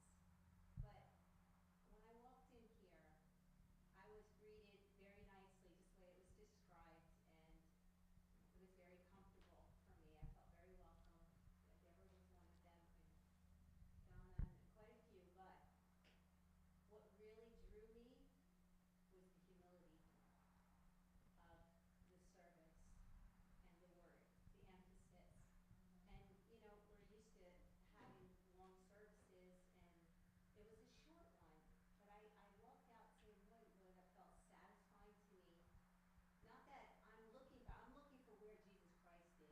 Mm-hmm. for where the word is preached. I'm looking for where it's being worshiped, no matter if it's big band, small band, whatever. But I felt the humility that you don't see today. Um, and I'm not saying that we're all proud, but a lot of the world is into the church and came to the church. But I just felt I think, Say something. Okay. You go. okay, okay. I felt there What- was a humbleness that drew my heart. So, Right. you know, I was looking more for where Jesus is and, you know, nothing big and bright lights and that fancy stuff. So I don't think it has to be that. So I think it's, you know, We didn't have a big one, we just had three to four singers, that's all that we used to have. Right. And I had already questioned it, so I had already questioned with Pastor Ben about that. Mm-hmm. We are very aware and tenderly sympathetic to the people that desire a larger worship band for our Sunday morning worship. A lot of the people that state a desire for that, I'm not saying all the people that want that, but a lot of them, they really don't understand how many resources it takes to make that happen, because there's practice and there's coordination and there's so many moving pieces on Sunday morning that it really is a weight upon the organization as a whole and the worship experience of each of us when there's so many things going on. All the mics have to be tested. All the sound levels have to be adjusted. These are resources from the church. And for people that say, I need to worship, one person with a guitar isn't enough for me, I really would question you honestly, what in your heart is making you say that, where your ability to lift praise and worship through music to the Lord is contingent upon a higher number of individuals on a stage? Like, how many is it? Is two people a band? Do we need a 99-piece orchestra for you to be able to worship? So there's a whole spectrum of worship flavors and styles. I mean, some of these mega churches, they do have like an 80-piece orchestra and a 40-person sound team and lights and fogs and the works. And here at The Rock, if we have, I see you, and I'm going to call on you next, I promise. Here at The Rock, if we have a person and a guitar and there's simplicity to our worship, what is that costing you? Like, what does that cost you if you're a person that prefers it a different way? That's both a rhetorical question, and if you have an answer, I'm totally open to hearing it. Deborah, do you want a microphone? No, I don't. Okay. I got a big one. I think it's great to have one person with a guitar, but I thought it was also great when we had a few of us up there that love to sing and worship our Lord, Mm-hmm. and then all of a sudden it was taken away from us. That stunk, and I'm just being honest. No, Mhm. are you not worship? We don't have disco lights. We don't have dry ice to have smog and fog and all that. It wasn't really all the bells and whistles. We were just worshiping because we love to worship the Lord. Right, and you still can. Yeah. And you're not up front, that's true. But I think, coming from my background, now I've been on both ends, okay? I've worshiped in a congregation where it's all a cappella. One person starts the song, 4-part harmony, every song, no instruments. I've been in a praise band. I've been in several praise bands. I think right now, the way that we, the elders, view things is we're trying to keep things simple. We're a small congregation, okay? A praise band in this area with as few people as we have, I think may actually discourage some people from singing. they'll feel it's more like a performance rather than a worship time. Yeah, that's- Okay? we're hitting on a lot So of things. we're walking a fine line. And like I said, I can't speak for what's going to happen in the future. So do you really think that they looked at it as it being a show? I think some people do. I think some people do. And that's just, Well, that's unfortunate. it is. Yeah. It is. It is. And that's kind of the mindset of people today, especially younger people. They want to be entertained. You know, they're on their phones and their games, and they just want to sit and be entertained. And I think making things simpler forces them to become involved. Yeah. Let's go Rich and then Dave and then Christina. Personally, I like the way it's evolved to simplicity, and I've been emotionally moved. Not every song, obviously, but I mean it works.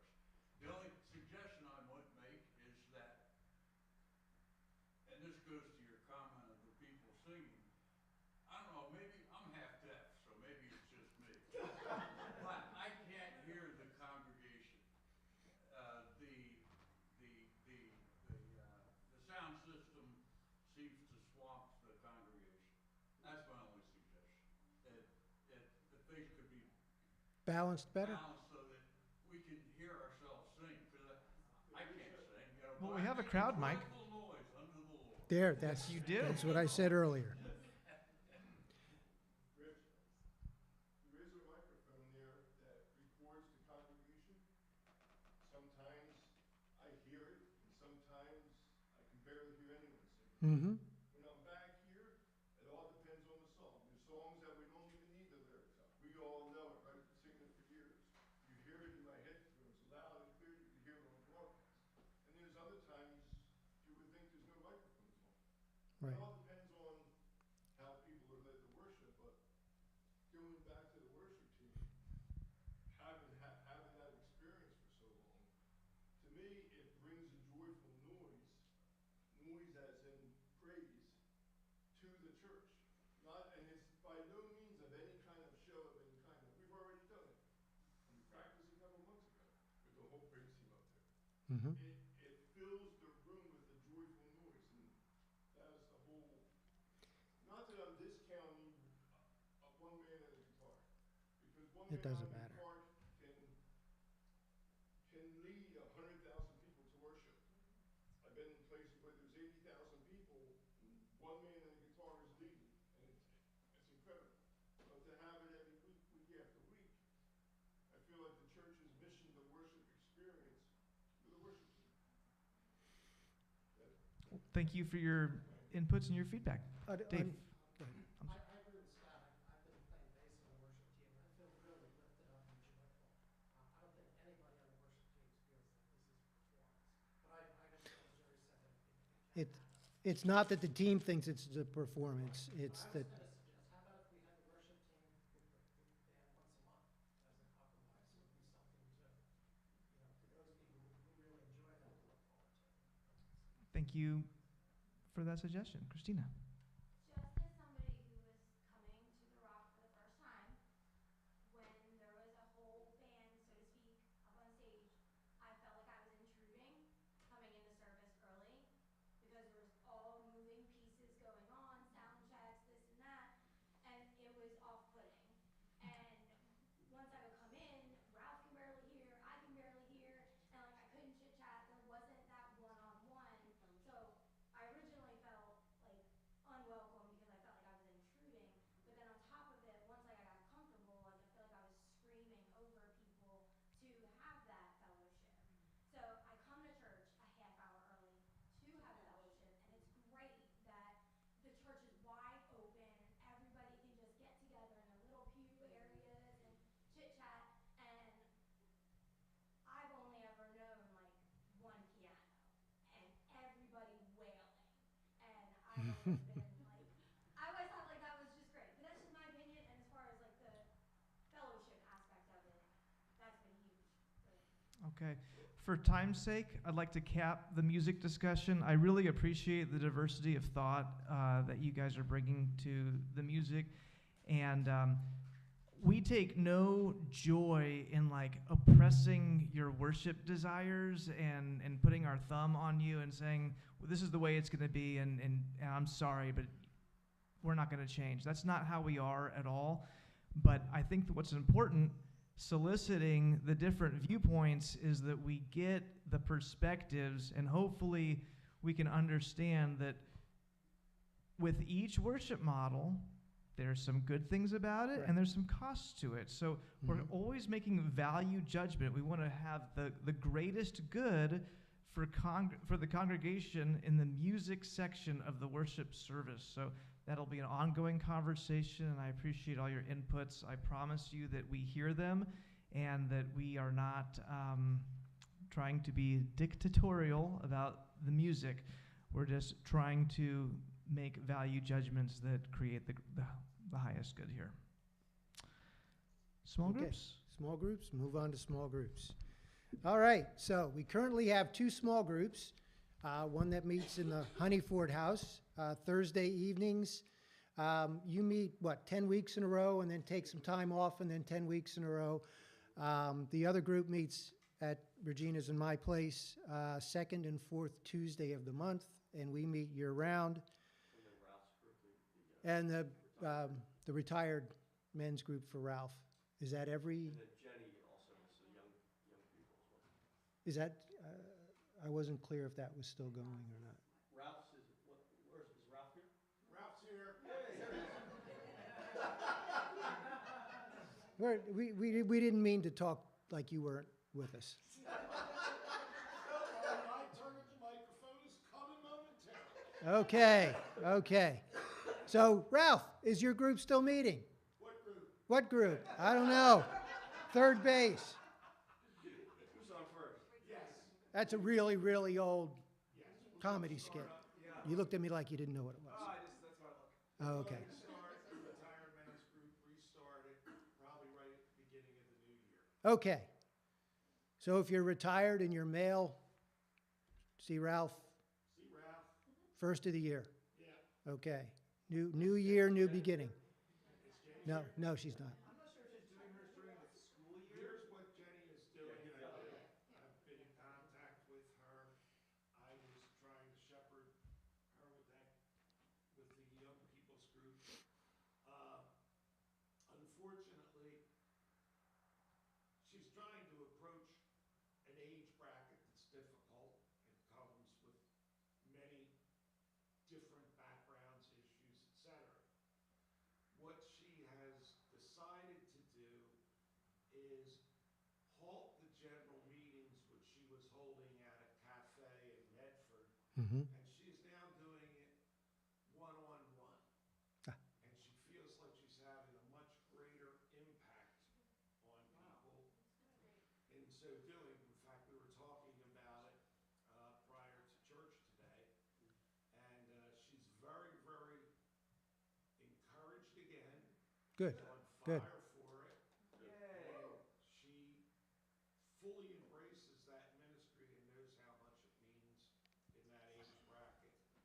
And she personally is making great strides in her own life as a Good. result of it. Good. Pardon me? What's the age group? She was trying to do an age group from 18 to 26, 18 to 26. which is a broad Yeah. base. It's a good group. It's a good range. But as I said, she's doing much better, she said, with the one-on-one contacts with people, and she's really personally encouraged, and she is definitely growing as a result. Awesome. Okay. So our plans are to increase the number of small groups. So we are going to grow from within the groups that are currently operating. We are looking to raise up new leaders for small group. So that's about it. Any questions? There is the Honeyford Small Group that meets on Thursdays. There's the Hogan Small Group that meets on Tuesdays, second and fourth Tuesday of the month. There is the Retired Men's Group that's going to start meeting after the first of the year. And then there's the young Persons Group, for lack of a better term, 18 to 26. Oh, you're studying a book? What Goes Bump? Yes. And we're in Romans, yes. And we meet from 7 to 9. All right. Well, we're past 2. Everyone's exhausted. Ralph, you're up. Good luck.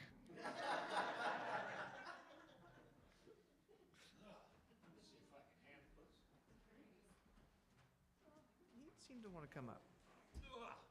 There we go.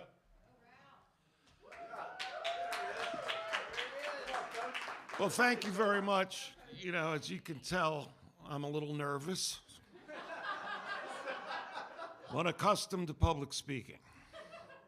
But I'll do my best. As long as I can look out at this crowd and find the support that I need, I'll make it through. Thank you. I'm here to talk about something that's very dear to me and I think has its own special place in a church such as ours, and that's prayer. I think that we as a congregation, because we're small, and we intend to stay small in order to meet the needs of our people. And I feel in our church that by sharing the burdens as we do, that we delve and create vertical roots in the congregation to where we can call upon one another and feel comfortable in praying for one another.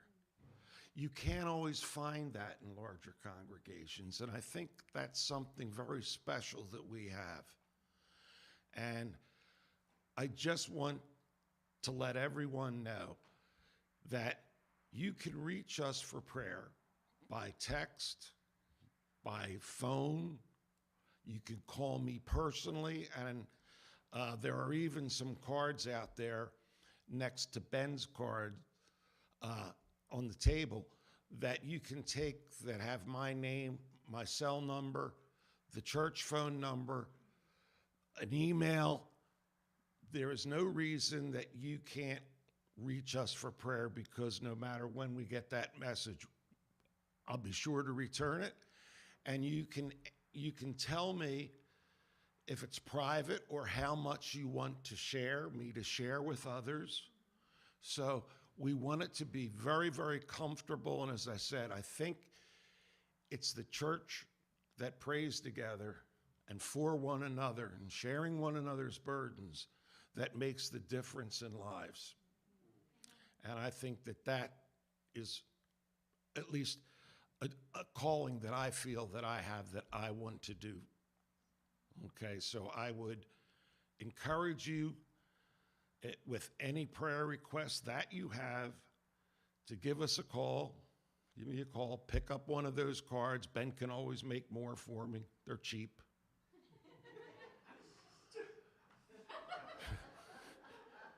I'm not implying that Ben's cheap. I would never apply. Lindsay, I would never say that. Well, I was just checking. Now, I'd open this up for questions, but I don't feel like it. Amazing stuff. But if anyone has any, go ahead. Duncan will take them.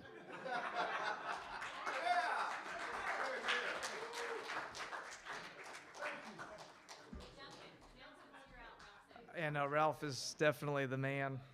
That's it, everyone. I want everyone to know how valuable your feedback is and how we are open to it. We want to know what you're thinking, and we want to serve you the best that we can. And if that means changing anything, we will, because if it makes sense, then it will be done. We will do it. And thank you for coming to this meeting and spending a sizable portion of the afternoon with us. It's encouraging to know that you're engaged and that you care, and we just love being with you. Let's close it in prayer, okay? Heavenly Father, we love you, and we're humbled that you've put us together with people that we esteem each other higher than ourselves. We see the value in each other, and we see the love that you have for each one of these individuals. Please help us to grow in our love and our patience and our understanding and our service to each other in this body, the Rock Church. Bless the Rock. We just want to honor you. We want to glorify your name with everything that we do.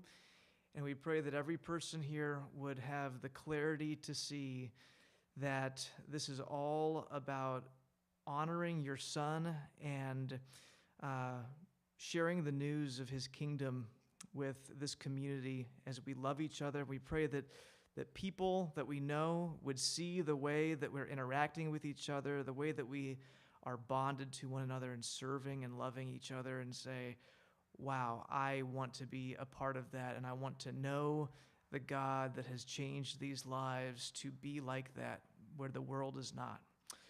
So I ask for blessing for these people as they go forth for their week, and until we can meet again, keep us, Lord, and we honor your holy name. It's in that name that we pray, Jesus. Amen. Thank you, everyone. We'll be around after